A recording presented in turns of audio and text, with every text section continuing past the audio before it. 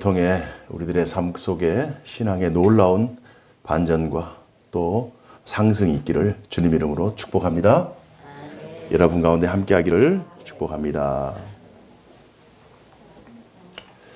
오늘 말씀은 신앙의 제3의 반전이라는 말씀입니다. 신앙의 제3의 반전. 신앙에는 세 개의 V자 반전이 존재합니다. 지난 시간에 말씀드렸던 두 가지에다가 오늘 한 가지를 합쳐서 세 가지의 V자 반전을 정확하게 이해하고 계시면 여러분의 신앙생활 하는데 엄청난 도움이 될 것입니다. 지난 주일에 말씀드렸듯이 첫 번째 신앙의 V자 반전은 하나님의 그 거시적인 구원 역사의 V자 반전입니다. 하나님께서 온 우주와 만물을 창조하셨어요. 그리고 그러나 그 우주와 만물이 타락합니다.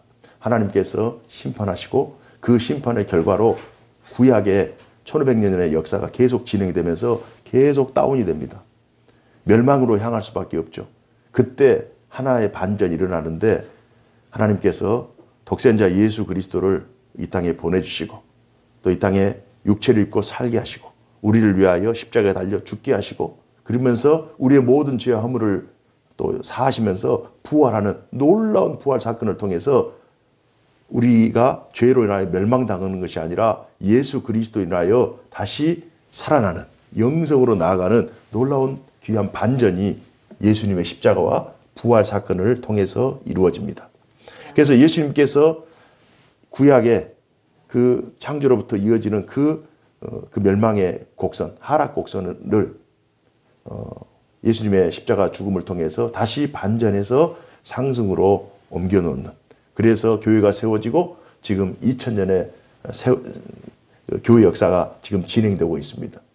주님 다시 재림 오실 때까지 이 V자 반전이 계속 상승으로 나아갈 것입니다. 이것이 전체 가장 거시적인 큰 구원 역사의 V자 반전입니다. 두 번째 V자 반전은 이제 개인에게 주어지는 구원의 V자 반전. 어떻게 보면 믿음의 V자 반전.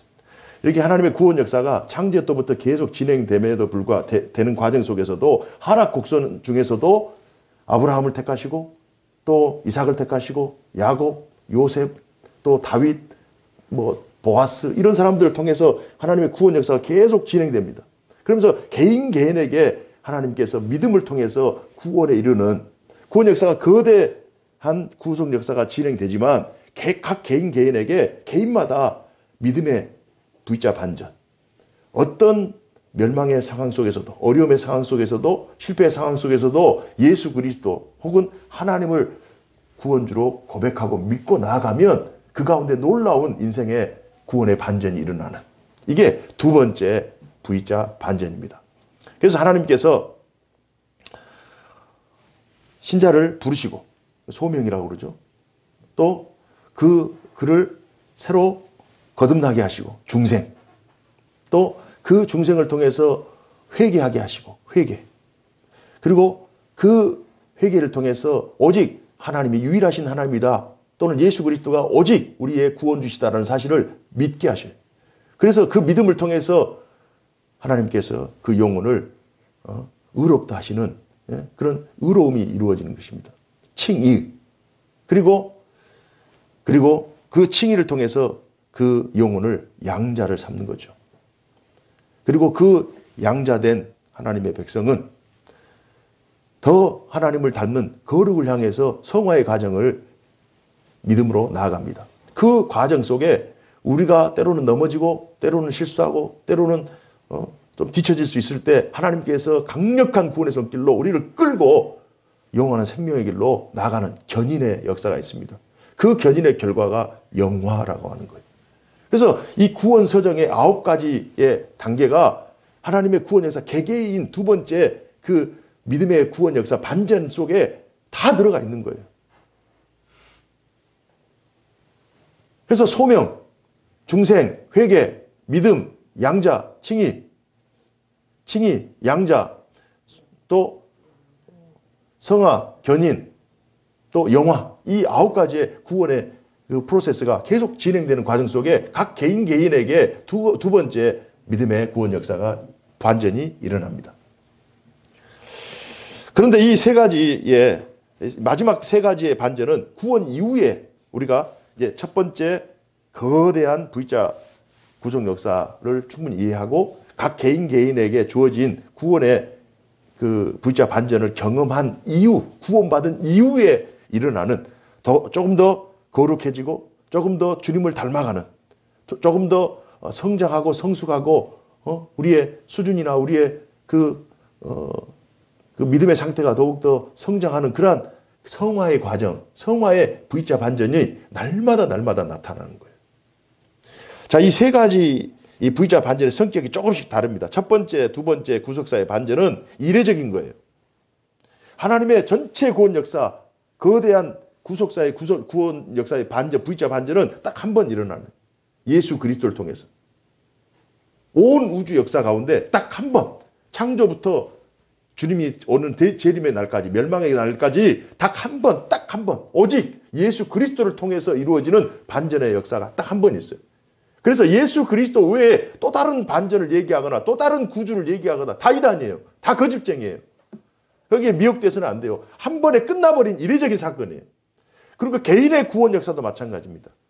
개인의 구원 역사도 한 번 예수님께서, 하나님께서 우리를 부르시고 중생케 하시고 믿음을 주시고 우리를 구원하셨으면 그 구원 사건으로 이미 완결돼 버려요. 끝나버려요. 이례적인 사건이에요.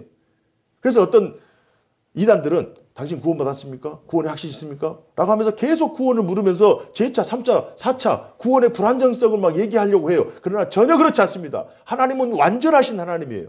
한 번 구원은 변개치 못할 하나님의 약속이기 때문에 신실하신 하나님은 우리에게 한 번 구원의 역사를 베푸시면 끝까지 끌고 가셔요. 말 안 들면 때려서라도, 고난을 줘서라도, 꺾어서라도 하나님께서 끌고 가셔요. 왜요? 하나님의 것이니까. 우리가 하나님의 소유이기 때문에 세상 주관자들이나 또는 악한 세력들에게 우리의 영혼을 뺏기지 않아요. 그래서 전체 하나님의 구원 역사, 구속사의 반전이 딱 한 번, 개인의 구원 역사의 반전이 딱 한 번 존재해요. 이례적인 거예요. 그러나 세 번째 성화의 V자 반전은 한 번이 아니라 날마다 순간순간 V자 반전이 주어집니다. 그래서 첫 번째와 두 번째의 반전은 이례적인 것이라면 세 번째 성화의 V자 반전은 이건 무한 반복이에요. 그러면서 이 반복을 하되 다운되는 하향 곡선을 그리는 것이 아니라 우상향하면서 계속 반복이 이루어지는, 그러면서 더욱더 성장하고 더욱더 수준이 올라가는 그러한 방식으로 계속 날마다 순간순간 V자 반전. 때로는 넘어졌다가 또 일어났다, 넘어졌다 일어났다, 어제 일어났다 넘어졌다 오늘 일어났다, 작년에 넘어졌다 올해 일어났다 하면서 계속 우리에게 V자 반전이 생성이 됩니다. 첫 번째, 두 번째 가운데 구속사의 V자 반전에 차이점이 있어요. 첫 번째 구속 역사의 V자 반전은 예수 그리스도를 통한 V자 반전이에요. 다른 어떤 것도, 어떤 사람도, 어떤 존재도 개입할 수 없어요. 오직 예수 그리스도를 통한 V자 반전.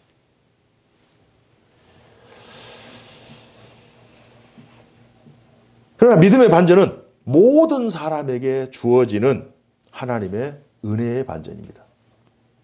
모든 사람에게. 모든 사람들에게. 모든 사람들에게. 여러분, 여기 앉아 계신 여러분 모두에게 주어지는 하나님의 은혜의 반전이 첫 번째 반전과 두 번째 반전이 달라요. 첫 번째 반전은 오직 예수 그리스도. 두 번째 반전은 모든 사람에게. 그런데 세 번째 V자 반전은요. 첫 번째, 두 번째 구속사를 통과한 구원받은 성도들에게만 주어지는, 날마다 반복적으로 주어지는 그런 반복입니다. 첫 번째가 구원 혹은 신분의 변화라는 그런 차원에서 반전이, 두 번째 반전이 이루어졌다면, 세 번째 반전은 신분, 그러니까 죄인에서 의인이 되었잖아요. 외인에서 양자가 되었잖아요. 그것이 두 번째 믿음의 V자 반전이에요. 그걸 통해서 우리의 신분이 바뀐 거예요. 이제는 저주받은 사람, 멸망당할 사람이 구원받을 사람으로 바뀐 거예요. 이게 두 번째 반전이라면 세 번째 반전은 이제 신부는 이미 이제 의인이 되었고 양자가 되었고 하나님의 백성이 되었고 하나님 자녀가 되었어요. 그러면 세 번째 이 성화의 반전은 구원 이후에 이제 하나님의 백성으로서의 신분을 가지고 난 상태에서 이제는 수준의 성장, 수준이 높아지는 거예요. 이 V자 날마다 반복되는 이 V자 반전을 통해서 우리의 수준이 높아져. 그러면서 우리의 신앙이 성장하는 거예요. 그러면서 상급이 쌓이는 거예요. 그러니까 성장과 성숙과 상급과 관련되는 V자 반전이 세 번째 구원 이후에 주어지는 성화의 반전이다. 그래서 이 세 가지의 반전이 신앙 생활 속에 여러분 각자에게 다 중첩이 되어 있는 거예요. 여러분 모두는 지금 앉아 계시는 여러분 모두에게 첫 번째 V자 반전이 경험되어졌고 두 번째도 존재하고 세 번째도 존재해요. 그래서 이 세 가지의 V자 반전이 나의 삶 속에 늘 신앙의 증거로 남아 있어야 돼요. 이 사실을 이해하고 있어야 돼요. 오늘 우리가 읽은 이 본문은요. 욥이 42장, 욥이 1장 42장까지 되는 42장 마지막 부분에 회개의 내용이에요. 회개의 내용 가운데 어떤 내용이 있냐?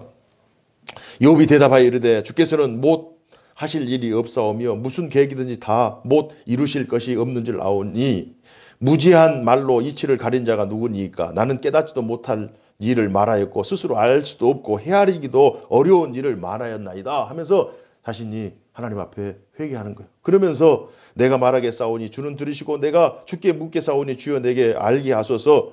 그러면서 6절에 그러므로 내가 스스로 거두어들이고 티끌과 제 가운데로 회개하나이다 라고 하면서 자신이 했던 말을 회개하는 거예요. 과연 욥은 어떤 경위로 이렇게 회개를 하느냐. 이 전에 37장까지 욥은 자기 친구들과의 그 대화 속에 자기의 의로움을 주장합니다. 자기는 죄가 없다는 거예요. 자기는 의인이라는 거예요. 자기는 율법을 범한 적이 없다는 거예요. 그런데 자기 친구 엘리바스나 자기 친구 빌닷이나 자기 친구 소발이 와가지고 너는 죄인이다. 왜냐? 이 너의 그 몸 상태, 너가 하나님께 저주받은 어떤 그 너의 삶의 변화, 그것도 만신창이가 되어버리고 모든 것들이 다 사라지고 모든 것이 피폐되어 있는 너의 그 지금 현 상태가 이거 저주받은 것이지. 자식들 다 죽어버렸죠. 재산들 다 날아가 버렸죠. 자기 몸이 다 만신창이 되었죠. 이 상태를 봐서는 너는 저주받은 것이다. 저주받은 그 결과를 보고 어떤 원인이 있어서 어떤 네가 죄를 지었기 때문에 이런 결과가 있지 않느냐라고 하는 그 인과응보적인 그 관점으로 욥을 비난합니다. 원인과 결과. 이게 우리 인생사의 가장 중요한 요소 아니에요? 그러나 하나님의 방식에는 원인과 결과를 초월하는 또 다른 하나님의 그 구속 역사에 뜻과 계획이 있어요. 그래서 친구들은 계속 욥을 고발하고 욥은 아니다. 내가 율법을 범한 적이 없다. 하나님의 말씀을 범한 적이 없다. 라고 하면서 율법 준수로 자신의 신앙의 정당성을 항변합니다. 참 이 대화를 보시고 하나님께서 나중에 새 친구를 책망하시죠. 새 친구도 회개합니다. 그리고 욥을 책망합니다. 어떤 책망을 하시냐면 욥에게 38장에서 41장까지 무려 75가지의 질문을 합니다. 그 질문 내용들을 제가 몇 가지 치러왔어요.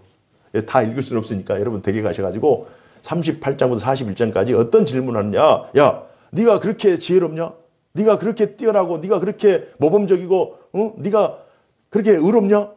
라고 하면서 네가 아는 것이 과연 무엇이냐? 네가 깨닫는 것이 무엇이냐 하면서 무수한 질문을 하기 시작합니다. 38장 1절에 그때 여호와께서 폭풍 가운데에서 욥에게 말씀하여 이르시되 이제 질문 시작합니다. 제가 몇 가지만 치려왔어요. 38장 4절에 내가 땅에 기초를 놓을 때에 네가 어디 있었느냐? 5절에 누가 그것의 도량법을 정하였는지 누가 그 줄을 그것의 위에 띄었는지 네가 아느냐? 6절에 그것의 주추는 무엇 위에 세웠으며 그 모퉁이 돌은 누가 옮겼느냐?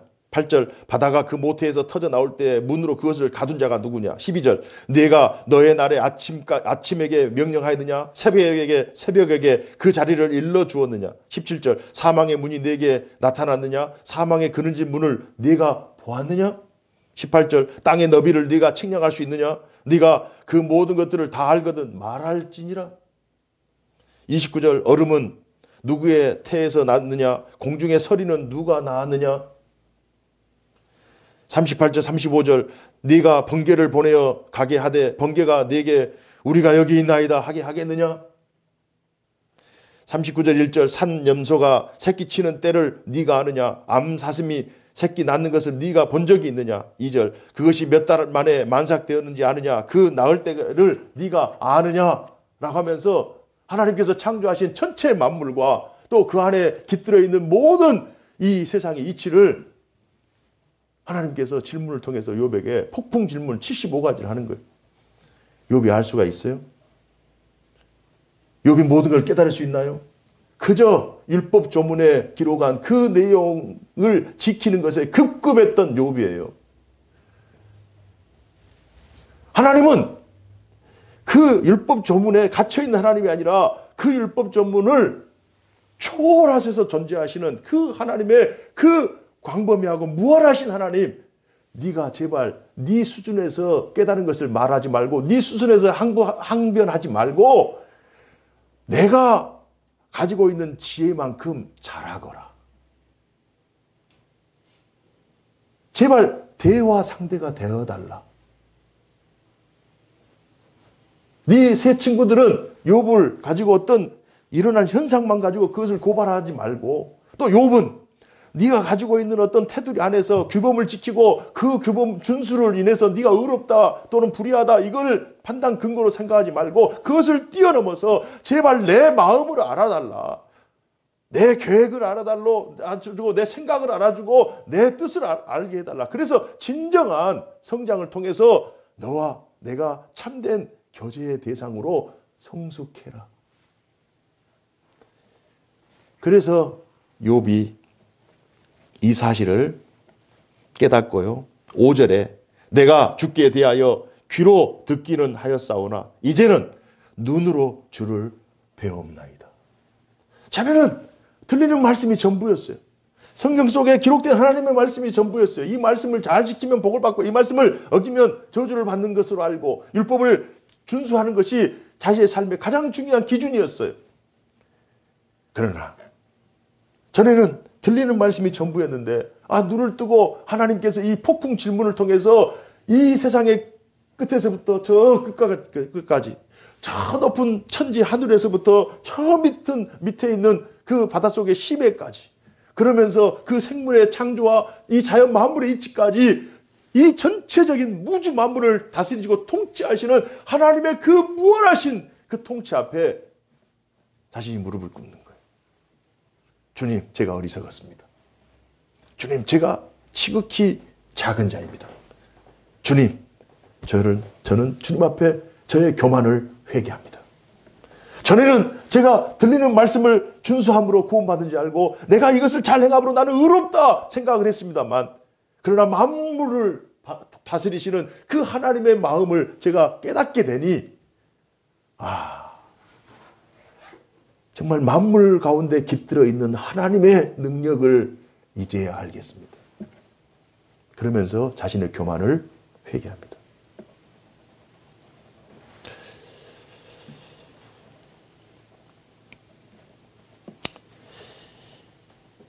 욥의 항변은 자신은 율법을 범한 적이 없다. 율법의 기준에서 자신은 의롭다 주장합니다. 하지만 욥에게 고난을 허락하신 하나님의 마음은 고난을 통해서 욥의 믿음을 증폭시키려고 하는 어떤 의도가 있었어요. 욥기서의 가장 첫 1장에 욥은 의인이라 이걸로 설명이 끝나잖아요. 그래서 사탄이 계속 시험을 합니다. 어떤 원인이 있기 때문에 하나님을 섬기는 것이 아니냐, 어떤 이유가 있기 때문에 하나님을 섬기는 것이 아니냐. 아니, 자식이 부모를 사랑하는데 어떤 이유가 있어서 사랑합니까? 부모니까 사랑하지. 그런데 어떤 이유 때문에 사랑한다, 어떤 조건 때문에 사랑한다, 이거 아니에요. 그래서 사탄은 꼬들기는 거예요. 욥이 받은 복이 있기 때문에 하나님께서 욥에게 특별히 축복을 해주셨기 때문에 욥이 섬기는 거 아닙니까? 그래? 그렇다면 욥이 가지고 있는 것들을 다 한번 뺏어가 봐라. 단 생명만은 놔둬봐라. 사탄이 다 뺏어갑니다. 그러나 그럼에도 불구하고 욥은 하나님을 저주하거나 원망하지 않아요. 고난을 통해 욥의 믿음을 증폭시키려고 하는 하나님의 의도, 하나님은 단순히 율법 안에 갇혀있는 분이 아니라 온 우주 만물 속에 깃들어 있는 하나님의 능력이 있음을 욥이 신앙 성장을 통해서 깨달을 수 있도록.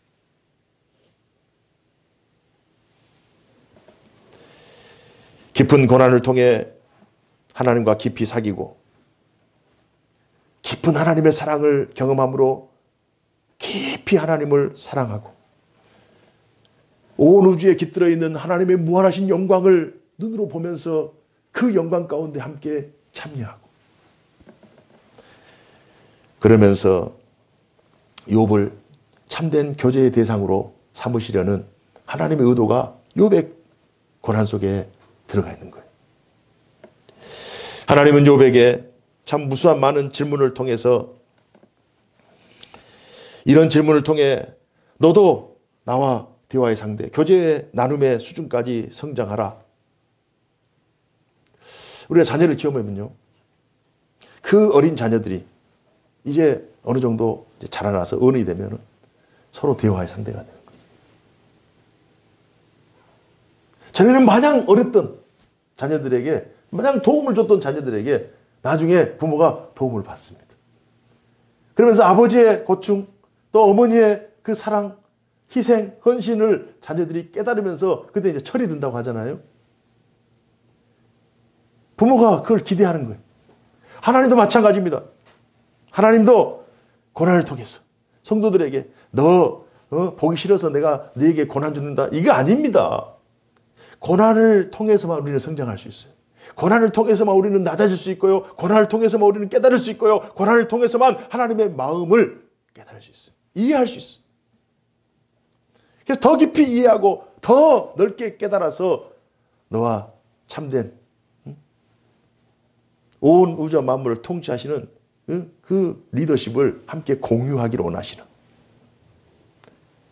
그래서 너도 나와 같이 생각하고 너도 나와 같이 행동하고 이러면서 내가 누리는 이 기쁨을 너도 누렸으면 좋겠다. 내가 누리고 있는 이 영광을 너도 누렸으면 좋겠다라고 하는 것이 하나님께서 우리 믿는 자에게 주시는 하나님의 의도인 줄로 믿습니다. 욥이 나중에 이걸 깨달아요. 인생에서 이해되지 못하는 수많은 일들, 우리는 고난을 통해 하나님의 마음, 하나님의 배려, 계획, 용서, 사랑 등을 깨달을 수 있어요. 구약에서 욥이 이 사실을 깨달았잖아요. 신약에서 바울이 이 사실을 또 깨닫습니다. 에베소서 3장 14절 이후에 보면요, 바울이 이런 놀라운 고백을 합니다.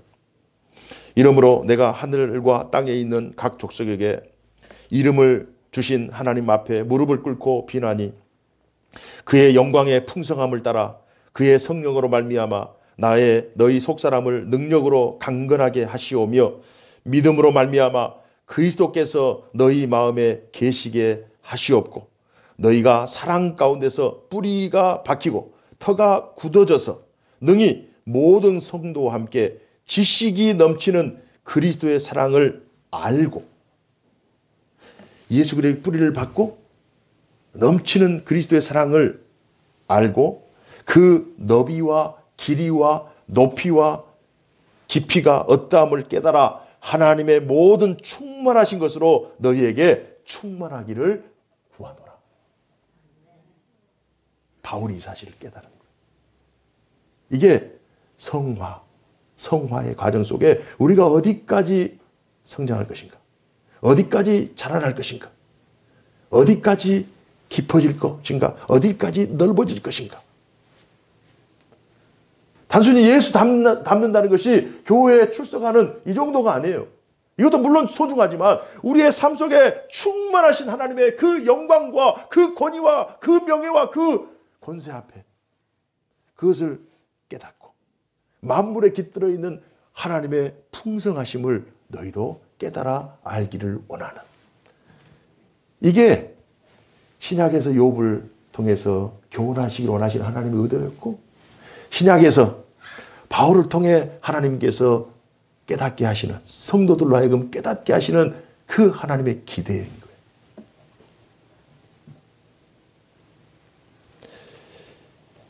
그리스도의 사랑을 깨달아 하나님의 사랑의 충만함에 이르는 것. 이게 성화입니다. 단순히 거룩해지거나 삶이 변하는 이 정도가 아니라 하나님처럼, 예수 닮는다는 것이 하나님처럼 된다는, 하나님처럼 생각하고, 하나님처럼 행동하고, 하나님처럼 용서하고, 하나님처럼 사랑하고, 하나님처럼 사는 것.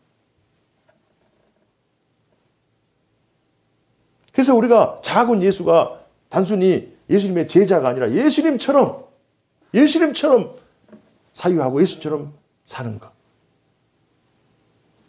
성화의 과정을 통해 성도는 하나님 아버지의 마음을 이해하고 창조주의 계획을 깨닫게 됩니다. 하나님처럼 생각하고 행동하고 용서하고 하나님처럼 사랑하는, 예수님 닮는다는 것이 바로 이런 거예요. 하나님처럼 된다. 예수님처럼 된다는 거예요. 우리의 신앙 어디까지 성장할 것인가? 저는 아버지처럼만 되면 돼요. 목사님처럼만 되면 돼요. 장로님처럼만 되면 돼요. 그것이 아니라 우리의 기준은 인간이 아니에요. 우리의 기준은 하나님처럼.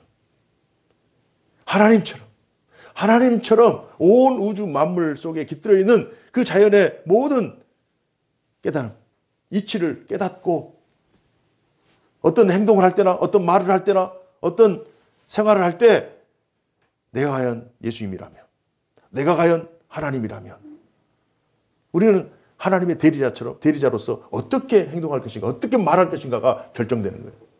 그러니까 권위가 있는 거예요. 권세가 있는 거예요. 능력이 있는 거예요. 우리가 능력이 없는 것이 하나님처럼 생각하지 않고 하나님처럼 행동하지 않고 하나님처럼 우리가 사유하지 않기 때문에 우리가 능력이 없는 거예요.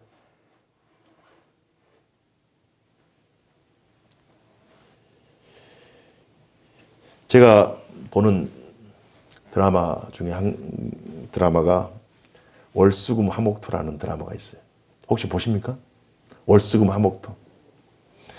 두 젊은이가 사랑을 합니다. 사랑이 가장 소중한 화제잖아요. 주제잖아요. 사랑하는데요. 두 젊은이 모두가 다 상처가 있어요. 한 젊은이는 아버지가 죽어. 부모가 없어요.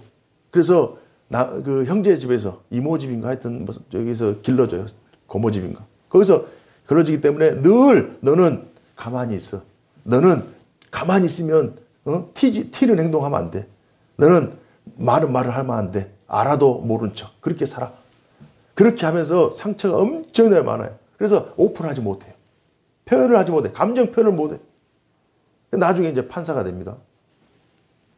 자기 일에는 최선을 다하지만 감정 표현을 못하면서 이렇게 자라나요. 한편.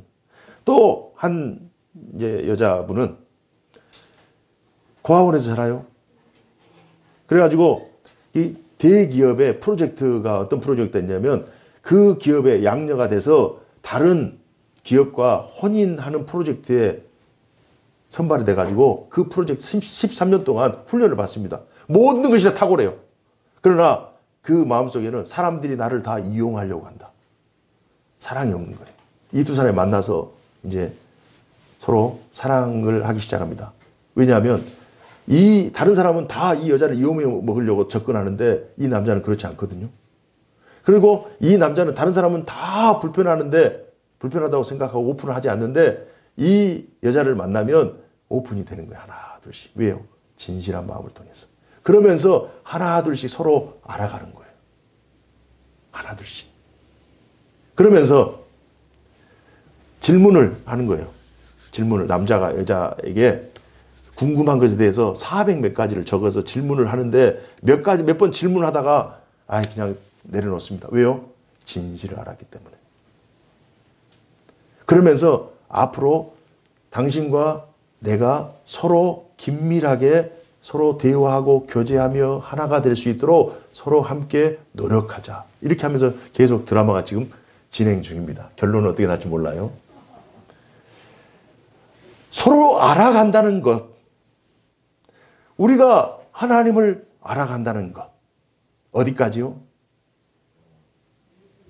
하나님의 생각, 하나님의 뜻, 하나님의 계획, 하나님의 의도, 하나님의 기대, 하나님의 영광, 하나님의 사랑, 우리에게 아들을 주신 그 하나님의 사랑, 죄인된 우리를 구원하셔서 예수님처럼 높이시기를 원하시는 하나님의 기대. 드라마에서도 서로를 알려고 최선을 다하는데 우리 역시 하나님에 대해 서로 알고 하나님처럼 자라가고 성장하고 이렇게 이 깊이, 때로는 깊이, 때로는 높이, 때로는 넓게, 이게 성화예요. 날마다 사탄은 우리를 넘어뜨려 합니다. 그러나 이 사랑을 깨닫는 우리는 다시 일어납니다. 다시 일어납니다. 또 일어납니다. 넘어지나 또 일어납니다. 좌처할 것 같으나 또 일어납니다. 세상이 감당할 수 없을 정도로 일어납니다. 또 일어납니다. 그러면서 하나님께로 더 가까이 나아갑니다. 인생을 살다 보면 기도에도 응답 없고 믿는데도 답이 없는 경우들이 있어요. 욥도 미치고 환장할 노릇이죠. 갑자기 그냥 뭐 전 재산 날라갔지, 동물 다 죽었지, 자기 자식 다 죽었지, 자기 부인 버리고 떠나갔지, 자기 건강했던 자기 몸에 뭐 만신창이가 됐지. 숨만 붙어 있는 거예요. 친구들은 와서 막 비난하지. 자기 잘 나갈 때는 그 친구들이 그냥 이렇게 떠받치고 이렇게 잘해줬는데 자기 재산, 자기 몸이 병들자 아무것도 이제 뭐 알아주지 않고 오히려 막 비난하고 있으니 욥의 심정도 오죽하겠어요? 우리가 일상을 살다 보면 우리가 믿는다고 하면서 하나님 앞에 막 기도하는 내용들이 있잖아요. 기대했던 시험에 막 떨어져요. 하나님, 이번 대학은 꼭 합격해야 됩니다. 하나님 도와주세요.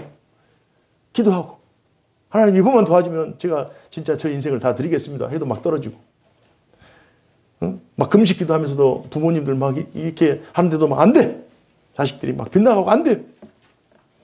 기도했던 배우자를 만나기로 20년 동안 10년 동안 막 기도했는데도 안 돼. 아직도 장가를 못 가. 아직도 시집을 못 가. 하나님 내 기도를 들으시나? 하나님 살아계시나? 하나님 나만 미워하시나? 오만 가지 생각이 안 들겠어요? 준비했던 사업이 실패하기도 하고 많은 계획들이 뒤틀리는 그 현장 속에서 과연 우리는 어떤 생각을 할 수 있겠어요?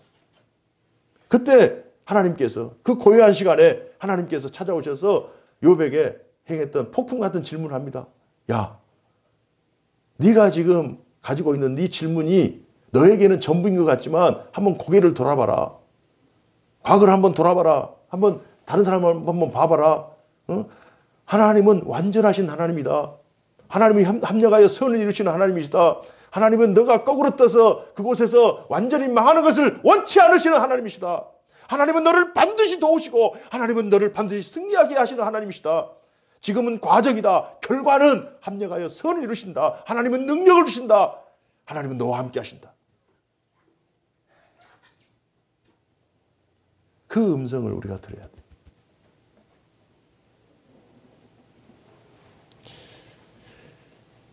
이런 어려움, 또 신앙의 그런 많은 질문들, 의문들, 그런 상황 속에서도 하나님은 인생에 존재하는 수많은 고난을 통해 또 성화의 V자 반전을 통해 하나님의 모든 충만을 깨닫게 하셔서 하나님 이곳에만 있는 하나님이 아니고요. 이 문제만 있는 하나님이 아니라 하나님은 말 그대로 충만한 풀린스, 충만해 있는 거예요. 충만. 하나님의 손이 미치지 못할 것이 어디 있겠어요? 하나님의 능력이 이루지 못할 것이 뭐가 있겠어요? 죽은 자를 살리시고 없는 것을 있게 하시는 창조주 하나님, 부활의 하나님의 능력이 이 세상 오주 만물에 충만해 있는 거예요. 그러니까 과정 가운데 또 넘어질 일이 어찌 없겠어요. 그러나 넘어지나 이런 하나님의 충만, 이런 하나님의 능력을 다시 의지해서 다시 하나님을 의지하면 다시 이렇게 일어나고 또 넘어지나 또 일어나고 또 넘어지나 일어나고, 이것이 성화의 V자 반전이에요. 이 사실을 깨달아서 그분의 영광, 그분의 명예, 권세를 함께 나누며 친밀하게 교제하기를 원하세요. 성화라고 하는 것은 하나님 앞에 더 가까이 나가는 거예요. 하나님처럼 생각하고 하나님의 말씀을 온 우주 만물. 단순히 오늘 설교를 듣는 것이 아니라 이 말씀이 우리 V자 반전의 근거가 되잖아요. 확신이 되잖아요. 그러면 이 우주 만물 속에 이제 뛰어나가잖아요. 일상을 살잖아요. 살면서 이제는 들리는 말씀이 아니라 보이는 말씀 속에 하나님의 충만함 가운데 우리가 나아가는 이 삶이 성도의 승리의 삶인 줄로 믿습니다. 이걸 주님이 원하시는 거예요. 이걸 원해서 하나님께서 욥에게 이런 고난을 허락하시는 거예요. 이걸 이루기 위해서 예수님께서 십자가에 달려 친히 모범을 보이셨고 또 많은 믿음의 성도들이 이런 성화를 통해서 하나님을 더욱더 깊이 깨닫게 되는 거예요. 이러한 삶이 성령 충만이요 성령의 열매입니다. 한 주 동안 사시면서 또 앞으로 신앙생활 하시면서 정말 원치 않는 나락, 원치 않는 실패, 원치 않는 시험 가운데 빠질 수 있어요. 반드시 빠질 수 있어요. 그러나 그것이 우리를 결코 멸망시킬 수는 없어요. 잠깐 어렵지만 우리가 성화의 V자 반전, 하나님이 나를 도우신다, 하나님 함께 하신다, 하나님은 온 우주와 만물에 충만하시고 그 능력과 권세, 그 위엄, 그 명예가 우리를 통하여 반증되기 때문에 다시 우리를 일으키신다. 다시 우리를 반전시키고 상승시킨다라고 하는 그 확실한 믿음으로 날마다 이기며 승리하는 그리스도인으로 살기를 주님 이름으로 축복합니다. 기도하겠습니다. 고마우신 하나님 아버지, 오늘 말씀을 통해 다시 한번 하나님께서 얼마나 저희들을 아끼시고 사랑하시는지를 확인했습니다. 때로는 신앙생활 하면서도 나 혼자 사는 것 같고 내 힘으로 사는 것 같고 내 열심으로 사는 것 같아서 참 외로울 때도 있고 고독할 때도 있었습니다. 하지만 오늘 말씀을 통해 하나님을 한 번도 우리 자신을 떠난 적이 없고 늘 하나님 우리 곁에서 때로는 등 뒤에서 때로는 앞에서 끌으시고 뒤에서 밀고 또 우리가 갈 길을 미리 다 예정하시고 그 가운데 우리를 조력하시고 우리에게 승리의 길을 예비하신 참 좋으신 하나님이심을 믿습니다. 어떤 경우 어떤 상황 어떤 환경 속에서도 우리가 하나님을 바라보게 하시고 하나님 안에서 이기며 승리하는 그리스도인의 삶을 살게 하여 주옵소서. 우리 모든 성도들을 하나님께서 복 내려 주옵소서. 주 예수 그리스도 이름으로 기도하옵나이다. 아멘.